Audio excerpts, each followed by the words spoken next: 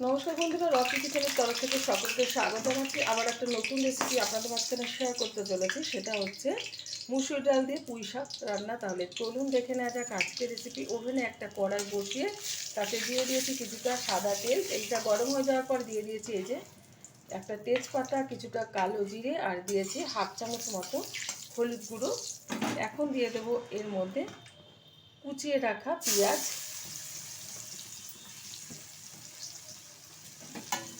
পেঁয়াজটা একটু ভেজে নেব।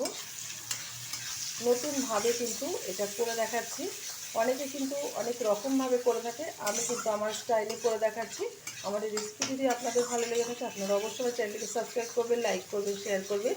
ঠিক যেরকমভাবে আজকে ডাল দিয়ে পুঁই শাকটা রান্না করে দেখাচ্ছি এরকমভাবে অবশ্যই একবার খেয়ে দেখবেন। আশা করি খুব ভালো লাগবে।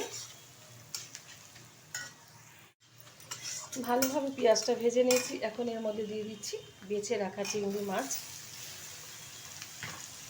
হালকা করে চিংড়ি মাছটা ভেজে নেব। আগেই বলেছি একটু নতুন স্বাদে কিন্তু আজকে বানাচ্ছি। অনেকেই অনেক রকমভাবে বানায়, তো আমি একটু অন্য রকমভাবে এটা বানিয়ে থাকি, তো সেটাই কিন্তু শেয়ার করছি। চিংড়ি মাছটা হালকা করে ভেজে নেওয়ার পর এর মধ্যে দিয়ে দিচ্ছি জিরের গুঁড়ো, দিয়ে দেব কেটে রাখা একটা টমেটো, আবারও দিয়ে দেবো 1 চামচ মতো হলুদ গুঁড়ো, নাহলে কিন্তু কালার আসবে না। দিয়ে দিচ্ছি কিছুটা আদা বাটা, দিয়ে দেবো কিছুটা রসুন বাটা। এখন ভালোভাবে কষিয়ে নেব।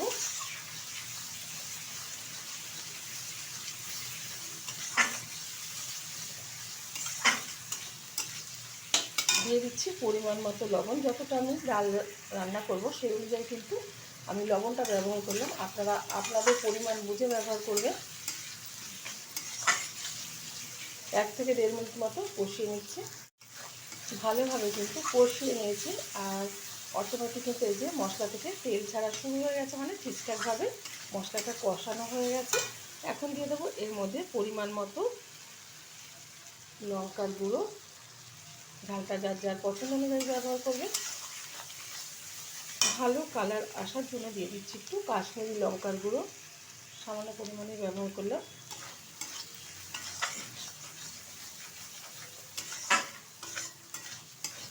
ভালোভাবে কিন্তু কষিয়ে নেওয়া হয়ে গেছে।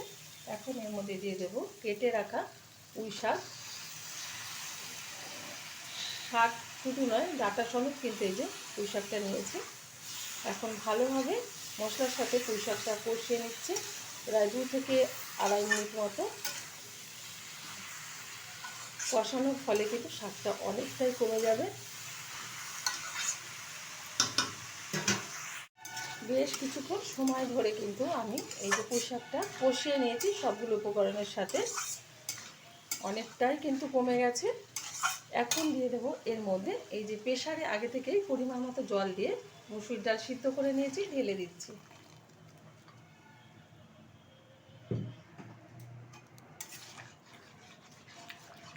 এটা কিন্তু খেতে ভীষণ ভালো লাগে। যারা জানেন তাদের তো বলে দিতে হবে না, যারা জানেন না একবার ট্রাই করবেন।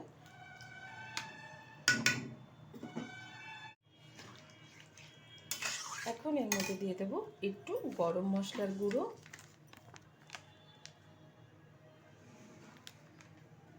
দিয়ে দিচ্ছি ভালো ফ্লেভার আসার জন্য খুব সামান্য পরিমাণে একটু ঘি। ভালোভাবে একটু নেড়ে দিচ্ছি। ঢাকার কোনো দরকার নেই, হাই আছে রান্না করে নেবো 5 থেকে 7 মিনিট মতো। ডালটা কিন্তু হয়ে গেছে, এর থেকে আর বেশি ঘন করব না, ঠান্ডা হয়ে গেলে কিন্তু অনেকটাই ঘন হয়ে যাবে। আর পুঁই শাকের ডাঁটা খুব সুন্দরভাবে কিন্তু সিদ্ধ হয়ে গেছে। নামিয়ে ঢেলে দেবো একটা পাত্রে। দেখা হবে পরের ভিডিওতে নতুন কোনো রেসিপি নিয়ে। ধন্যবাদ।